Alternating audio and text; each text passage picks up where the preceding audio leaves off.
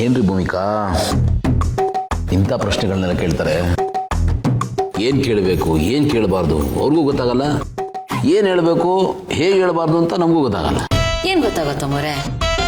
ನೋಡಿ, ನಾವು ಯಾವುದನ್ನ ಅವರಿಂದ ಮುಚ್ಚಿಡಬೇಕು ಹೇಳಬಾರ್ದು ಅಂತ ಅನ್ಕೋತೀವಲ್ವಾ, ಅವ್ರು ಅದನ್ನೇ ಕೇಳ್ತಾರೆ. ಮಕ್ಕಳಂದ್ರೆ ಹಾಗೆ ಅಲ್ವಾ, ಕುತೂಹಲ ಇರುತ್ತೆ. ಆ್ಯಂಡ್ ಕುತೂಹಲ ಇದ್ದ ಕಡೆ ಪ್ರಶ್ನೆಗಳಿರುತ್ತೆ. ಯಾವುದಕ್ಕೆ ಬೇಕಾದ್ರೂ ಬ್ರೇಕ್ ಹಾಕ್ಬೋದು, ಆದರೆ ಕುತೂಹಲಕ್ಕೆ ಬ್ರೇಕ್ ಹಾಕೋಕ್ಕಾಗಲ್ಲ. ಜಾಸ್ತಿ ಬ್ರೇಕ್ ಹಾಕಿದ್ರೆ ಬ್ರೇಕ್ ಫೇಲ್ ಆಗೋಗುತ್ತೆ, ಇಲ್ಲ ಗಾಡಿ ರಿವರ್ಸಲ್ ಹೋಗುತ್ತೆ. What I mean to say is that ಅವರು ನಮ್ಮ ಹತ್ರ ಪ್ರಶ್ನೆಗಳನ್ನು ಕೇಳೋದನ್ನ ಬಿಟ್ಬಿಡ್ತಾರೆ.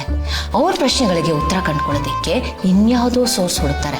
ಹಾಗೇನಾಗುತ್ತೆ, ತಪ್ಪು ಮಾಹಿತಿ ಕಲೆ ಹಾಕ್ತಾರೆ, ದಾರಿ ತಪ್ತಾರೆ. ಅಂದ್ರೆ ನೀವು ಹೇಳೋದು ನಾವು ಬಿಗಿನಿಂಗ್ ಅಲ್ಲೇ ಬ್ರೇಕ್ ಹಾಕಿದ್ರೆ ಅದು ಆಕ್ಸಿಡೆಂಟಲ್ ಎಂಡ್ ಆಗುತ್ತೆ.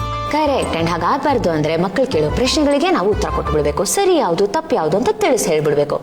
ಆಗ ಅಪ್ಪ ಅಮ್ಮ ಮತ್ತೆ ಮಕ್ಕಳ ಮಧ್ಯದಲ್ಲಿ ಒಂದು ರ್ಯಾಪೋ ಬಿಲ್ಡ್ ಆಗೋಗ್ಬಿಡುತ್ತೆ. ಏನೇ ಇದ್ರು ಅಪ್ಪ ಅಮ್ಮನ ಹತ್ರ ಹೇಳ್ಕೊಳ್ಬಹುದು ಅಂತ ಮಕ್ಕಳಿಗೆ ನಂಬಿಕೆ ಬರುತ್ತೆ, ಟ್ರಸ್ಟ್ ಬಿಲ್ಡ್ ಆಗುತ್ತೆ. ಅಂಡ್ ಅದು ತುಂಬಾ ಇಂಪಾರ್ಟೆಂಟ್. ನೀವು ಹೇಳೋದು ಕರೆಕ್ಟು. ನಾವು ಎಷ್ಟೇ ಬಾಯಿ ಮುಚ್ಚಿದ್ರು ಹೊರಗಡೆ ಸೈಲೆಂಟ್ ಆಗಿರ್ತಾರೆ, ಬಟ್ ಒಳಗಡೆ ಅನುಮಾನ ಅನ್ನೋದು ಈ ಬೂದಿ ಮುಚ್ಚಿದ ಕೆಂಡ ಥರ ಸುಡ್ತಾನೆ ಇರುತ್ತೆ, ಅದು ಹೊಗೆ ಆಡ್ತಾನೆ ಇರುತ್ತೆ. ಆದಷ್ಟು ಬೇಗ ನಾವು ಅವ್ರ ಕುತೂಹಲನ ತಣಿಸಿ ಅಲ್ಲೇ ಕ್ಲೋಸ್ ಮಾಡಿಬಿಡ್ಬೇಕು. ಆದರೂ ಈ ಥರದ ಪ್ರಶ್ನೆಗಳಿಗೆಲ್ಲ ಹೇಗೆ ಉತ್ತರ ಕೊಡೋದು ಭಾಳ ಮುಜುಗರ ಆಗುತ್ತೆ.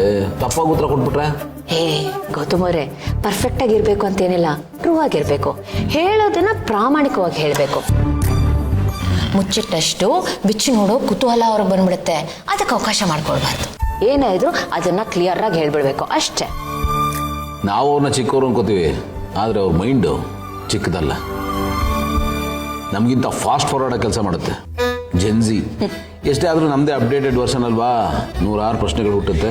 ನಾವು ಅದಕ್ಕೆ ಸಮಾಧಾನದಿಂದ ಉತ್ತರ ಕೊಡಬೇಕಷ್ಟೆ. ಮಕ್ಕಳ ಪಾಲಿಗೆ ಅಪ್ಪ ಅಮ್ಮ 24/7 ಸಹಾಯವಾಣಿ ಥರ ಇರಬೇಕು, ಅಪಾಯದ ಕರೆಗಂಟೆ ಆಗಬಾರ್ದು. ಆದರೂ ಈಗಿನ ಮಕ್ಕಳು ಬೇರೆನೇ ರೀ. ಅವ್ರ ಮುಂದಿನ ಕತೆ ಹೇಗೋ ಏನೋ ನೆನೆಸ್ಕೊಂಡ್ರೆ ಭಯ ಆಗುತ್ತೆ. ಭಯ ಪಡೋದೇನಿಲ್ಲ ಗೌತಮರೇ. ನೋಡಿ, ಮಕ್ಕಳನ್ನ ಹೇಗೆ ಬೆಳೆಸೋದು ಅನ್ನೋದು ನಮ್ಮ ಕೈಯಲ್ಲಿದೆ. ಮಕ್ಕಳು ನಮ್ಮನ್ನ ಅಬ್ಸರ್ವ್ ಮಾಡ್ತಾ ಇರ್ತಾರೆ.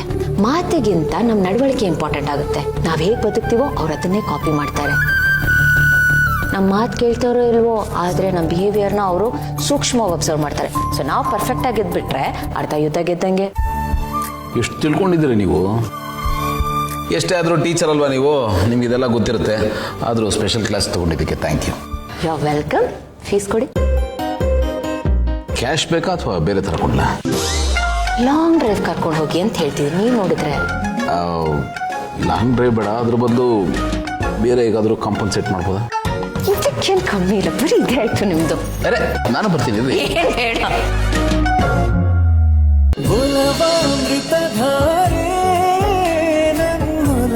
ಅಮೃತಧಾರೆ